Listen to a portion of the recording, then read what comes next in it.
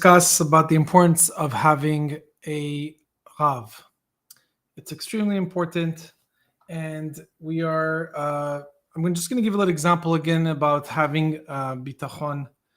You have a man that was going ahead, and every single night he was having a class. He was hosting or weekly in his house, and he'd have a whole bunch of men, and he would serve them tea. And when he would serve them tea, he would serve them this. The book talks about some tea that was only half filled. The cup was half filled, and he was doing this for many months. And then finally one night he couldn't do it. He said to his son, "Look, can you please take over? I'm not going to be here in the class. Can you serve the tea when there's going to be the class?" And his son looks at him and says, "Look, I don't understand. You're serving the tea, but you always serve half a glass. Why do you do this?" It's like, in his opinion, the way he judged it, it looked very cheap. Like, why are you only serving half a cup of tea? Like, just fill up the glass, and don't sound so stingy. And the father explained to the son that there's a hidden reason behind why he does it, and he never explained this to anybody, but it was simply with the fact that there were two of his students, two of the people there that were listening to the class, had a problem with their hands shaking. They weren't so healthy, and because of this, he was afraid. He didn't want to basically embarrass those two people that would shake. By filling it halfway, they wouldn't spill when they're given their cup. The same thing happens with us every single day. There's things that happen that HaKadosh Baruch Hu, that Hashem does for us, we don't understand, and we're just quick to judge. Try not to look at those things in that negative light and say, you know what, there must be a hidden reason. And to that effect, when there's something that happens to us that we're not sure about how to handle, it's very, very important that we have a Rav.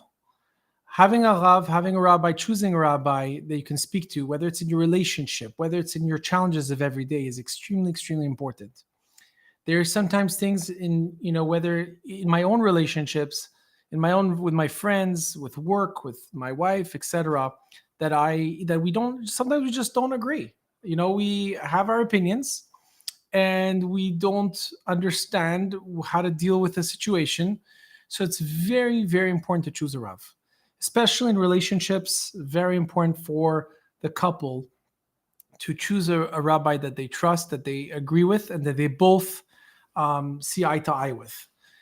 This in Chabad, it's known as mashpia, to choose this Rav that can go ahead sometimes and act as a middleman in certain situations.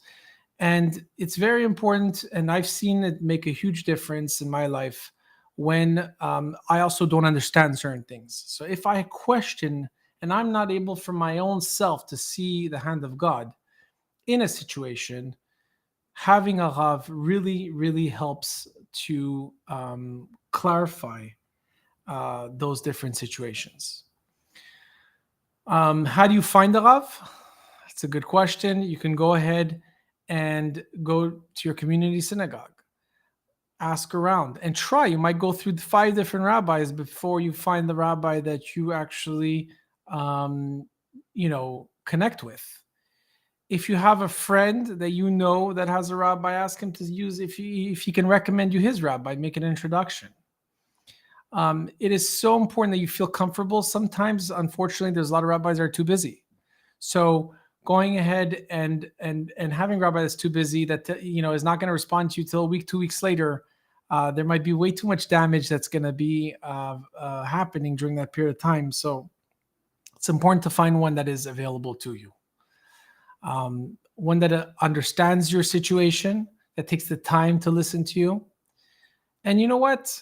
At the end of the day, we need to support them. Rabbis are working very hard for their community, but also their time shouldn't be taken for granted. So if you are constantly, messaging and communicating with your Rav, do the best that you can to also support their efforts in the way that you see fit, or ask them if they have a program that you can support as well.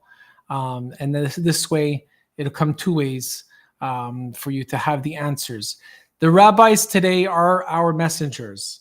They're the ones that are relaying, are here to help us see light in the things that we don't see so clear when it comes to sometimes some very challenging moments and the things that are left in the hands of Kadosh Baruch Hu. Thank you very much, and have yourself a wonderful